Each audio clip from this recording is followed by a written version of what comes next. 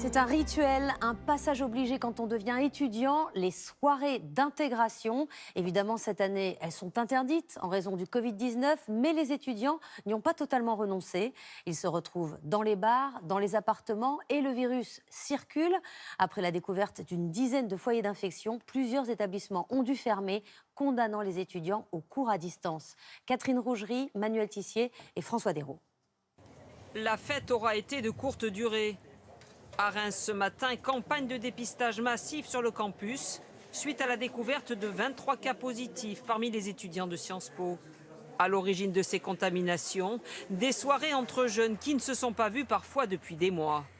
On a besoin de voir les gens en face, de leur parler, d'être dans une ambiance festive un peu. En plus, c'est la rentrée. Donc nous, en tant que deuxième année, on a déjà nos cercles d'amis, c'est plus facile. Mais quand on est en première année, qu'il s'agit de s'intégrer, forcément, ça peut être compliqué pour la suite. Et c'est vrai que c'est impossible d'arrêter totalement de voir ses amis, surtout quand on est tous revenus à Reims. On fait attention, mais on essaie de se voir un maximum en petit cercle, quoi. Le foyer épidémique a peut-être commencé fin août, ici, dans cette brasserie juste en face du campus, lors d'une soirée d'intégration. 50 étudiants attendus, finalement 200 présents, la plupart sans masque. Les jeunes organisateurs disent eux avoir pris un maximum de précautions. On distribuait du gel, on contrôlait les gens, ils venaient avec leur masque. C'est là où on contrôlait un peu le nombre de gens qui venaient et on essayait de séparer le flux. En fait, les gens ils étaient posés là-bas, plusieurs là-bas, les tables on les a vraiment mis partout. L'intérieur, aucun problème, extérieur, beaucoup plus compliqué à gérer et un petit peu plus de monde que prévu. Donc plus il y a de monde, plus c'est compliqué, on va dire. Le campus a fermé pour une semaine. Les cours se font à distance. Une situation que ce directeur regrette. Je pense que c'est une très forte leçon pour chacune et chacun de nos étudiants, mais de l'ensemble des étudiants en France et ailleurs, de savoir que des comportements à risque individuel ont des conséquences collectives. Des conséquences collectives et sur tout le territoire. Au moins une douzaine de foyers épidémiques étudiants recensés à ce jour dans l'Hexagone. Les opérations de test se multiplient, comme ici avec les étudiants de Rennes. Mais à ce jour, seules les villes de Bordeaux et de Marseille ont pris des mesures drastiques. Interdire toutes les fêtes étudiantes. Si le coronavirus circule activement chez les jeunes, il risque d'atteindre leurs aînés. Et là, évidemment, le danger n'est pas le même. Hier, Bordeaux et Marseille ont annoncé limiter les visites dans les EHPAD. À Nice, le maire Christian Estrosi les a suspendus dans les 4 établissements municipaux. On connaît pourtant les ravages de l'isolement sur les personnes âgées. Faut-il reconfiner les EHPAD? Audrey Richier et Raymond Chaplard. Comme à chaque visite de sa mère, Yvonne Nègre n'est pas venue les mains vides. Elle a le nom de sa chambre, voilà, tout simplement. Elle a des gourmandises dedans. Maman! J'arrive, maman! J'arrive! Les visites étant interdites dans cette EHPAD, elle ne pourra pas lui offrir le paquet en main propre. Seul contact avec sa mère de 91 ans, c'est quelques mots échangés depuis le balcon. Ça va? Eh bien oui, hein? On peut pas faire plus, maman. Là, il fait chaud, qu'est-ce que tu vas faire alors, là? De toutes les façons, il faut que tu t'occupes, maman, hein? Une situation difficile, tant pour la mère que pour la fille. C'est inadmissible. Votre maman, comment elle le vit? Eh bien, maman, elle dit qu'elle a l'impression d'être dans une prison. Heureusement, grâce à Dieu, qu'elle a sa télévision dans la chambre et qu'elle a son téléphone, parce que je crois qu'elle disjoncte, elle pète un plomb sinon. Même porte fermée devant cet autre établissement, mais ce résident, lui, est plus compréhensif. Je donne raison, hein, pour les microbes. Donc comme ça, vous vous sentez protégé? Pour mon frère aussi. Quand je le vois, ben, je suis content. Hein. Mais vous le voyez où, du coup?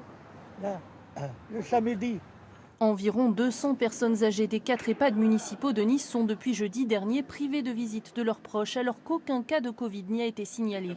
Une décision que la mairie assume. Nous sommes face à une épidémie qui est particulièrement virulente et c'est bien une volonté de protéger chacune et chacun des résidents qui a présidé à ce choix. Mais quel est l'impact de cette décision sur le moral de nos anciens qui ont déjà beaucoup souffert du confinement au printemps? Certains psychologues s'interrogent.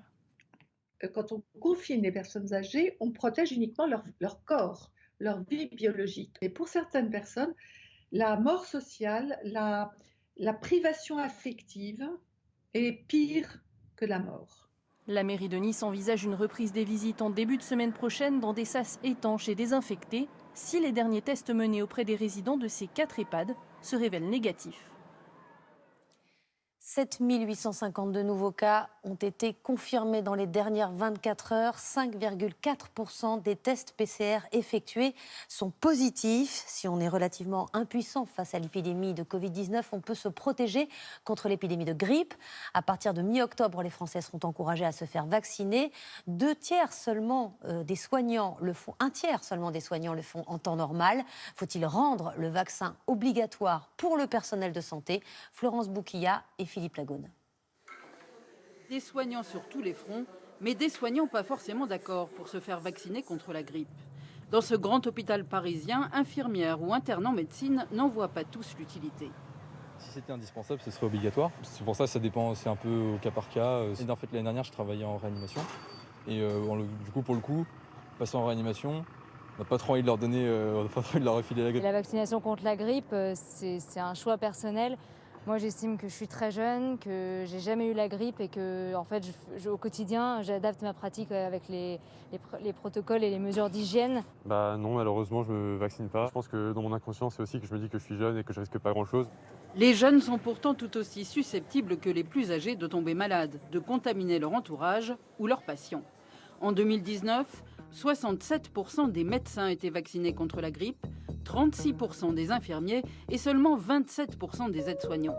Ces chiffres inquiètent l'Académie de médecine qui souhaite que le vaccin contre la grippe devienne obligatoire pour les soignants. Même demande pour ce pneumologue qui chaque hiver doit hospitaliser des patients grippés. Il faut rendre la vaccination obligatoire par les soignants parce que sinon, un jour, on va arriver à une catastrophe et avec des procès de patients qui, parce qu'ils auront contracté la grippe avec des séquelles importantes, voire un décès, secondaire à une contamination due à un professionnel de santé qui n'aura pas été vacciné. Et ce serait de nouveau encore une polémique qui est évitable actuellement. De nombreux hôpitaux ont déjà prévu que des équipes spécialisées passent dès octobre dans les services pour vacciner les soignants. C'est un chiffre totalement inattendu. Le nombre de morts sur les routes a chuté de 19% en août par rapport à l'an dernier. 235 personnes ont été tuées contre 290 en août 2019. L'explication, c'est essentiellement une baisse du trafic. Les détails avec Marie Justet et Virginie Travers. Depuis 10 ans, c'est le bilan le moins catastrophique sur les routes pour un mois d'août. La mortalité y a baissé de 19%. 235 vies perdues contre 290 à la même période l'an dernier. Un bilan positif qui se répète. Depuis quelques mois, la mortalité était déjà plus faible qu'en 2019. La raison, selon cette responsable de la sécurité routière, c'est qu'il y a moins de monde sur les routes. On peut l'expliquer par une baisse du trafic, en particulier parce que les étrangers ont déserté nos routes cet été, ou en tout cas ont été vraiment beaucoup moins présents. Moins d'automobilistes, mais plus de cyclistes sur les routes depuis le déconfinement. Résultat, un bilan beaucoup moins favorable. Le nombre de tués est légèrement supérieur à l'an passé. Quand on veut aller tout droit et que les automobilistes veulent s'engager sur la droite, là c'est le carton assuré pratiquement à chaque fois. Je suis obligé de faire attention à chaque portière de voiture, étant proche des voitures, vu qu'il n'y a pas de séparation. À des carrefours, je me suis retrouvé avec des automobilistes qui m'ont fait une queue de poisson en fait. Pris dans le trafic, ils tournent et ils me bloquent. D'autres indicateurs sont également à la hausse d'1 ou 2%. Comme le nombre d'accidents corporels ou de blessés par exemple. On n'a jamais autant consommé de pétrole, mais ça va baisser. La demande va inexorablement chuter, plus ou moins vite en fonction des politiques de transition énergétique des États. Jusqu'ici, on pensait que c'est l'épuisement des ressources qui entraînerait la fin du pétrole. Mais la crise du Covid a changé la donne. Explication de Chloé Tixier et Marie Guidé-Banerjee. Se dirige-t-on vers la fin du pétrole ? Pour la première fois, le géant du secteur BP l'affirme. Selon lui, la consommation d'or noir pourrait avoir atteint son pic, avec une chute dans les prochaines années, 50 à 80% de baisse d'ici à 2050. En cause, la crise sanitaire. Les secteurs très gourmands en pétrole, comme l'aérien, sont toujours au ralenti. Et avec les mesures de confinement dans de nombreux pays, la consommation à la pompe s'est effondrée.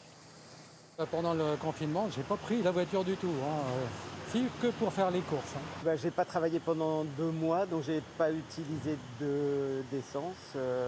Avec l'épidémie, la demande de pétrole est passée de 100 millions de barils par jour au premier trimestre 2019 à seulement 83,2 millions cette année. Une tendance poussée par les États. Dans leur plan de relance pour l'économie, ils misent sur les énergies renouvelables, l'éolien ou encore l'hydrogène pour en finir avec le pétrole. Le signe d'un déclin, mais pas encore à l'échelle mondiale, selon cet économiste. Ce sont essentiellement les pays émergents qui consomment du pétrole, qui font l'augmentation de la consommation de pétrole aujourd'hui, à savoir en premier lieu la Chine. Et il n'y a pas de raison que la Chine se mette d'un coup à faire une transition énergétique. Donc effectivement, dans ces pays-là, on peut se dire que la consommation va se poursuivre. Mais les compagnies pétrolières entendent bien investir dans les énergies vertes. BP et Total se sont engagés à atteindre la neutralité carbone en 2050.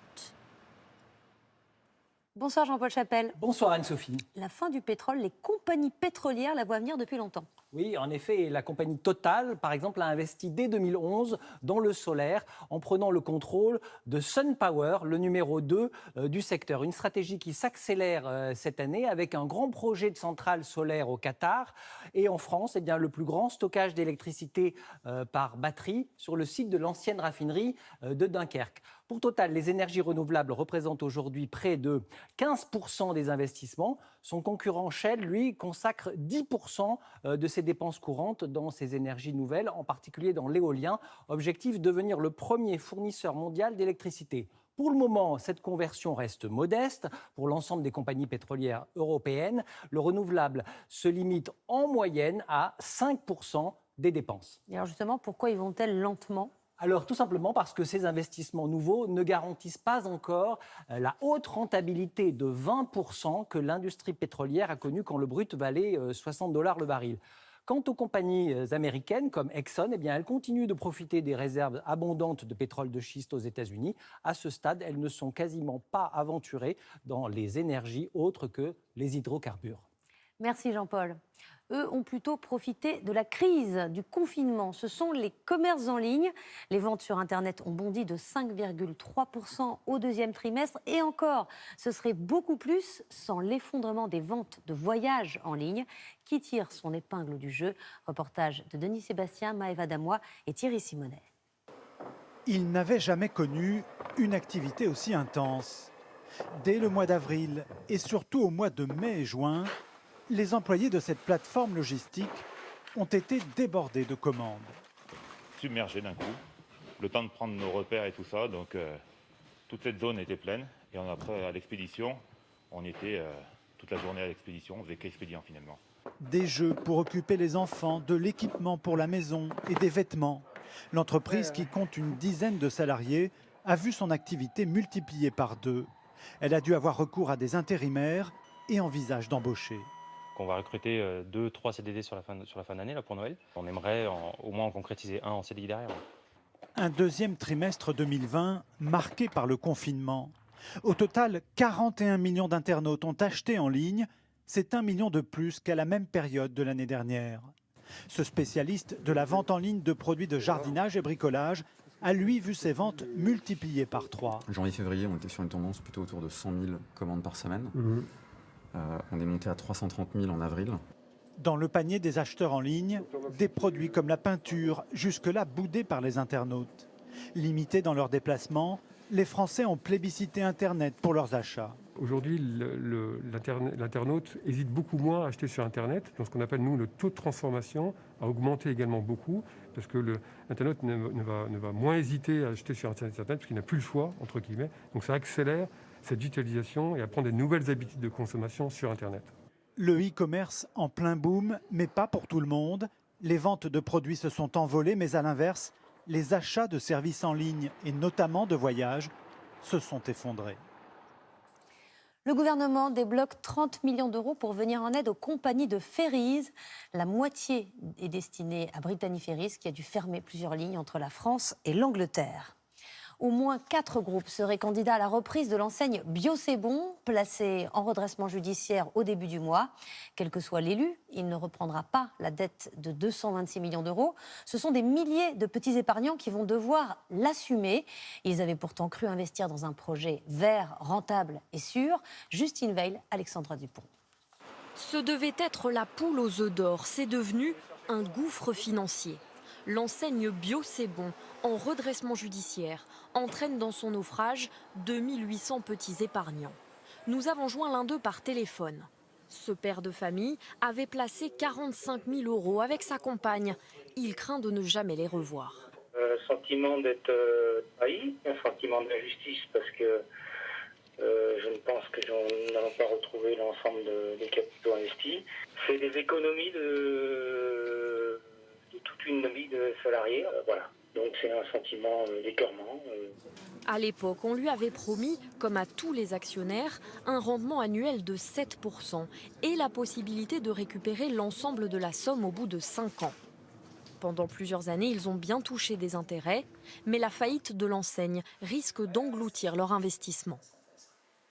Sur le papier, ils ne couraient aucun risque. Et c'est justement ce qui est aujourd'hui reproché par les membres de l'association, c'est que leur discernement n'a pas été suffisamment éclairé. Le groupe aurait dû mettre plus en exergue le fait qu'il était manifestement risqué pour eux d'investir les sommes qu'ils investissaient. Un manque de transparence relevé par l'autorité des marchés financiers il y a 2 ans. Dans ce courrier, elle tirait la sonnette d'alarme sur la commercialisation des offres, sans s'être assurée que les clients sont suffisamment avertis au préalable des risques. Un courrier resté sans effet.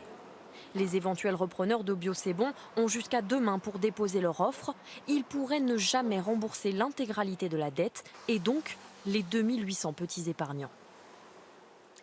Le soleil, le réchauffement climatique vont-ils faire du nord de la France le nouvel Eldorado des viticulteurs? Ce qui est certain, c'est que des exploitants plantent des vignes depuis quelques années dans le nord-ouest du pays et espèrent faire revivre des terroirs historiques. Quand pourra-t-on déguster le vin du Vexin? Reportage de Johan Vanov et Frédéric Bonne.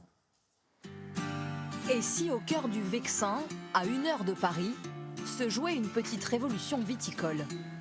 C'est le pari de Bruno Lafont. Vous voyez ici, sur 1 hectare, nous avons planté 4000 pieds de pinot noir en 2017. Il y a 3 ans, grâce à la nouvelle réglementation européenne qui autorise la production viticole partout en France, il concrétise son rêve. Alors ça, c'est vraiment le début. Peut-être 1 mois après les avoir plantés, il y a déjà des feuilles et c'est extraordinaire. C'est vraiment de faire un renouveau du vignoble français avec le haut de gamme. Un bon vin parisien, francilien. Bruno Lafont a investi un peu plus de 80 000 €. Pour son futur chai, il a déjà tout prévu. Donc ici, il va y avoir une cuve de 25 hectos. Son objectif, produire 5000 bouteilles de vin bio. Au bout de 3 ans, les premières grappes de raisin apparaissent, mais il va devoir encore patienter avant de réaliser sa première cuvée. Cet été, une partie de son raisin a souffert, mais la hausse des températures en Île-de-France est bénéfique. Si on n'avait pas pensé qu'il y ait réchauffement climatique, l'idée ne serait probablement pas venue.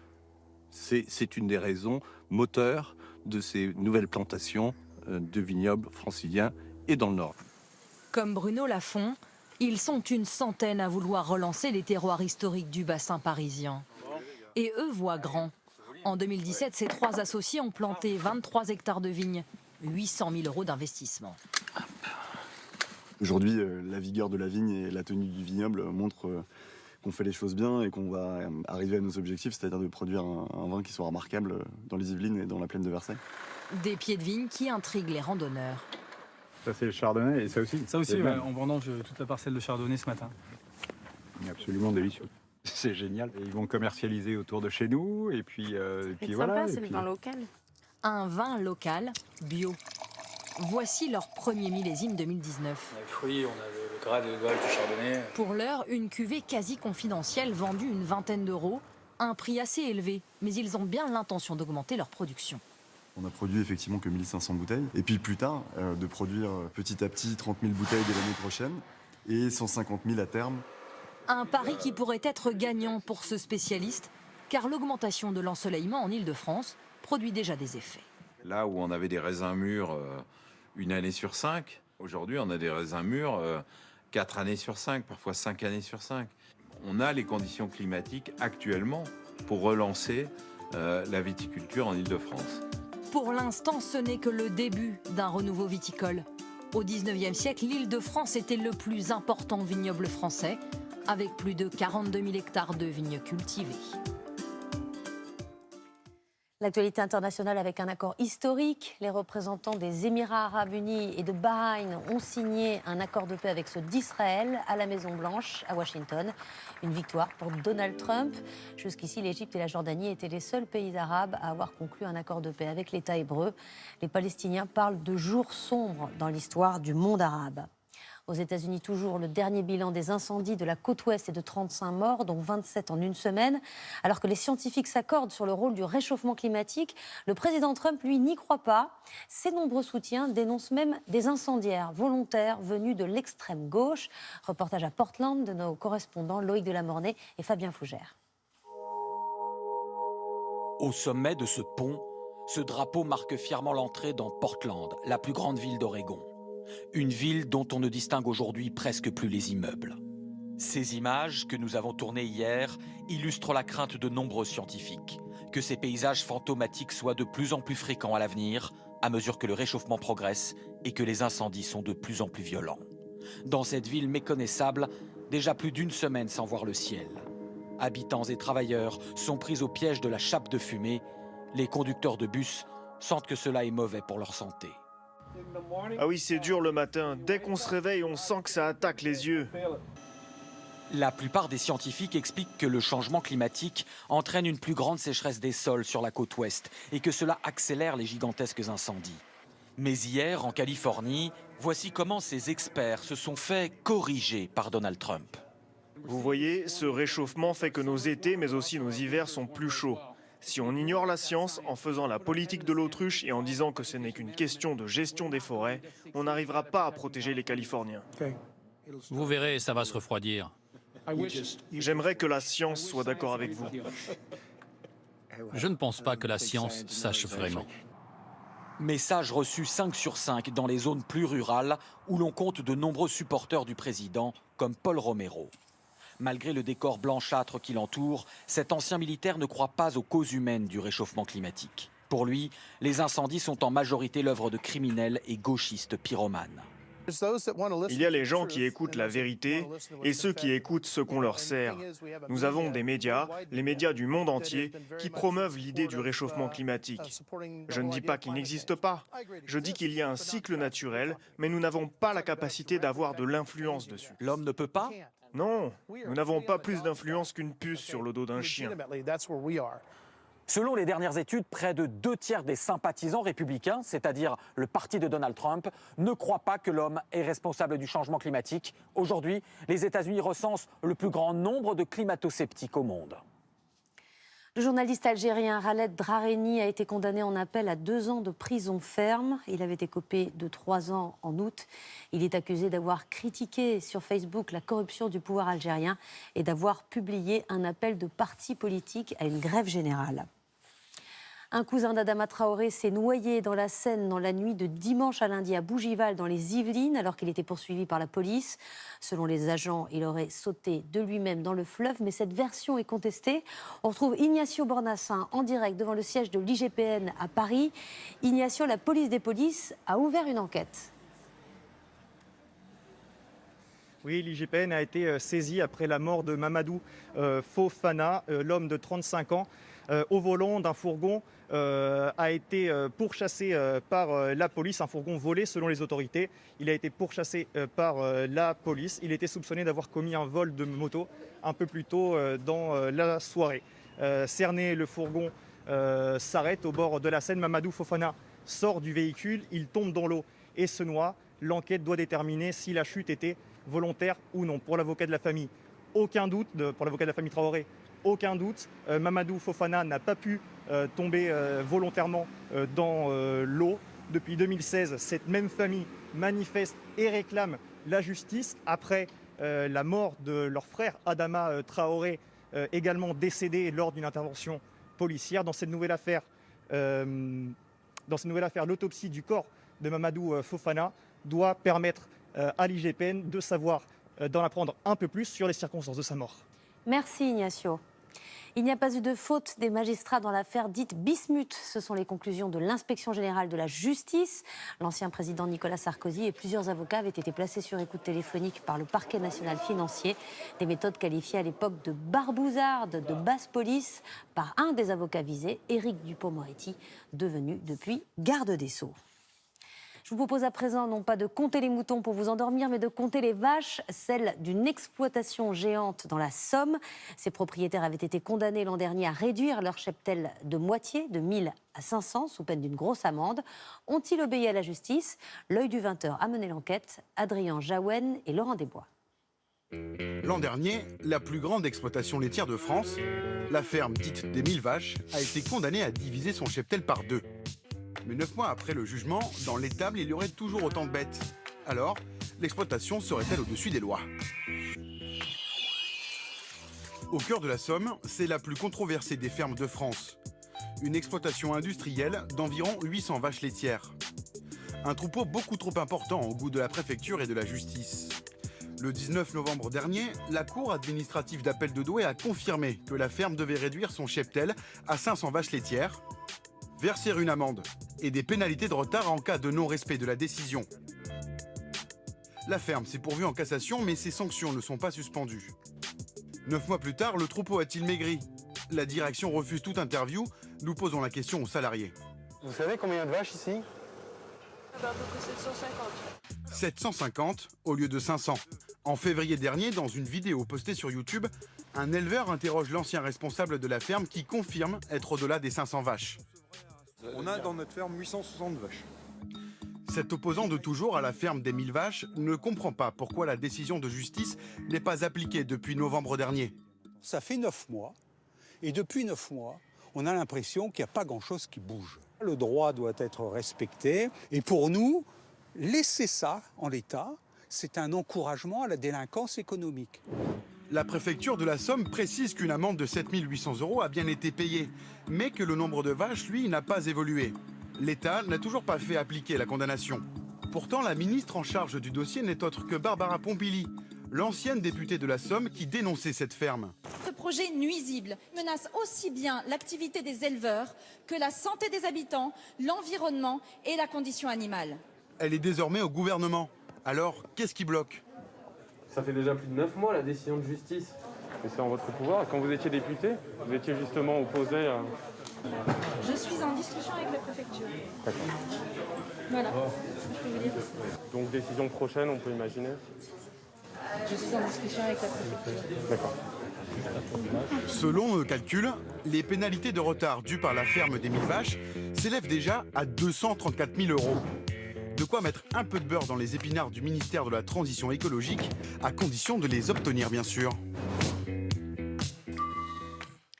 Emmanuel Macron s'est déclaré hier résolument favorable au déploiement de la 5G qui représente l'innovation. Le président a par ailleurs ironisé sur ceux qui préfèrent le modèle Amish et la lampe à huile. Un rapport le conforte, estimant qu'on reste en dessous des limites d'exposition aux ondes électromagnétiques. Pourtant en Suisse, où la 5G a été déployée fin 2019, les plaintes se sont accumulées contre les antennes. Berne a fini par annoncer une pause au bout de 3 mois. Margot Subra-Gomez et Noé Salem. Ce devait être une révolution en Suisse et une première en Europe. Nous voulons tout mettre en réseau. Le nom de ce réseau, 5G. Mais l'arrivée de la 5G sur le réseau mobile s'est heurtée à une vague d'opposition citoyenne sans précédent. Les anti-5G ont réussi à geler le déploiement de ces antennes jusqu'à nouvel ordre. Un soulagement pour Camille Séléguer qui a une antenne juste sous ses fenêtres. Nous, ça nous inquiète car aujourd'hui, on n'a pas de véritables recommandations fédérales en ce qui concerne l'impact de la 5G sur la santé. Car avec la 5G, le rayonnement électromagnétique est plus fort. Or, l'Organisation mondiale de la santé le classe parmi les cancérigènes possibles. Cette antenne ici, qui évidemment est très proche du domicile. Les Suisses invoquent le principe de précaution. Ils s'informent sur cette technologie encore méconnue et invisible. Cet ingénieur électricien est régulièrement sollicité pour mesurer les ondes à proximité des habitations. Le problème qu'on a particulièrement avec la 5G, c'est que comme les fréquences sont normalement plus hautes, et puis qu'on veut que ça pénètre dans les bâtiments, il faut mettre une puissance de dingue, parce qu'évidemment ça traverse mal les murs. Depuis le début du déploiement de la 5G, il a reçu des dizaines de témoignages de riverains qui disent ressentir des effets sur leur santé. J'avais pas de problème avec le Wi-Fi. Là, maintenant, j'ai des maux de tête spécifiques, douleur aiguë en haut du crâne, comme si on essayait de percer un trou dedans. Aucun lien de cause à effet n'a été scientifiquement établi. Mais la 5G inquiète jusqu'au Parlement. Ce député et médecin est à l'origine d'un moratoire sur les nouvelles antennes dans le canton de Genève. La 5G, elle peut être utile dans certaines industries ou même les hôpitaux, mais qu'alors qu'on mette la 5G aux endroits où c'est nécessaire, et puis qu'on protège l'intérieur des bâtiments, qu'on protège les habitations. À ce jour, on ne compte que 360 antennes 5G sur 20 000 au total. Alors pour tenir leur promesse de couvrir tout le territoire, les opérateurs mettent à jour des antennes 4G déjà existantes pour fournir une version de base moins rapide que la vraie 5G, un contretemps regrettable pour le principal opérateur. On a d'un côté vraiment ce besoin et cette volonté de vouloir toujours être connecté, de pouvoir transférer toujours plus de données, que ce soit des vidéos, des photos ou autres. Et d'un autre côté, on a certaines craintes qui sont liées à, justement, pas une antenne devant chez soi, etc. C'est un petit peu le même phénomène que l'autoroute. Hein. Tout le monde aimerait pouvoir l'utiliser, mais surtout pas devant chez soi. Pour l'heure, la 5G suisse est donc bridée, alors que les premiers téléphones compatibles avec ce nouveau réseau viennent d'être commercialisés. On les appelle les reculés du Jura. Ce sont des falaises gigantesques façonnées par la fonte des glaciers. Au milieu de ce décor immense, dans la vallée, se trouve l'un des plus beaux villages de France, Baume-les-Messieurs. Ce soir, Destination France vous emmène le visiter. Caroline Arnold et Emmanuel Deschler.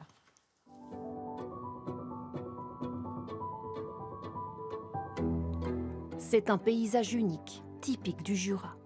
Un décor vertigineux fait d'immenses falaises et d'une vallée étroite formée il y a des millions d'années par la fonte des glaciers et l'effondrement des roches calcaires. Une formation géologique que les spécialistes nomment reculée. Ici, celle de Baume-les-Messieurs, écrin majestueux pour l'un des plus beaux villages de France, paradis des amoureux de nature et des randonneurs. Il n'y a qu'à regarder autour de nous, quand on voit la reculée telle que ça a été fait par la nature, c'est vraiment extraordinaire. C'est vraiment beau, c'est un très beau paysage. C'est un petit peu sec, malheureusement, mais c'est pas grave, ça vaut quand même le détour. Un site naturel spectaculaire, un riche patrimoine historique aussi. Blotti au creux de la vallée, Baume-les-Messieurs. Petit village aux maisons de pierre blanche, fierté de ses habitants, comme Marie-Odile Gros. Ces vieilles bâtisses sont en pierre calcaire. Et puis, vous allez remarquer dans le village des toits de lave. Alors, ce sont des dalles de calcaire qui ont été taillées dans les carrières. Alors, autrefois, c'était plutôt les